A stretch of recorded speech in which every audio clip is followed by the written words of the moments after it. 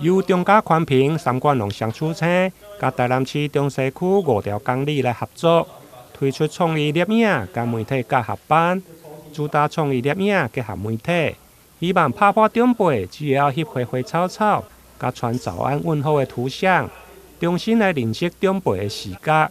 开办上青春的台南人伫遮的摄影班，互长辈自行来发想、设计，并且亲自担任 model。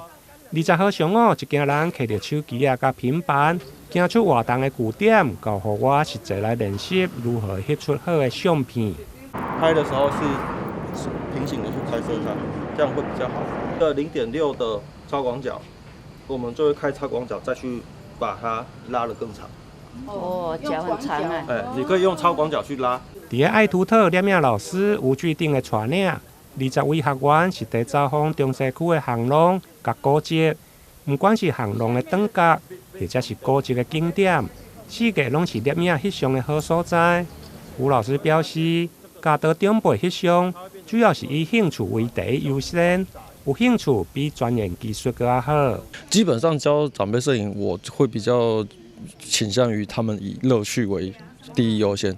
那至于说什么很多的摄影技巧，我倒是就会觉得还好，对，因为我觉得有兴趣会比去钻研技术会来得重要一点哦。那就是像我们这次这样的课程，可能就会教他们怎么用手机去做风景的拍摄啊、人像拍摄之外的话，会再教他们怎么用后期的制作去帮他们做一些比较有趣一点的影像合成。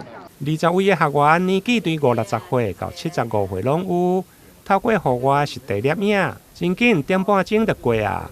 有的学员对原先的青训，到后来小姐要来做 model， 不只会当翕别人，嘛会当互别人翕，学习无同的翕相技巧。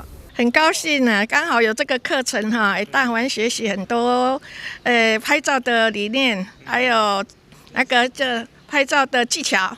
因为我对拍照很不灵光，不太会拍，所以就想来学习。对。哦，那个技巧美感真的很重要。对，老师都有说到重点。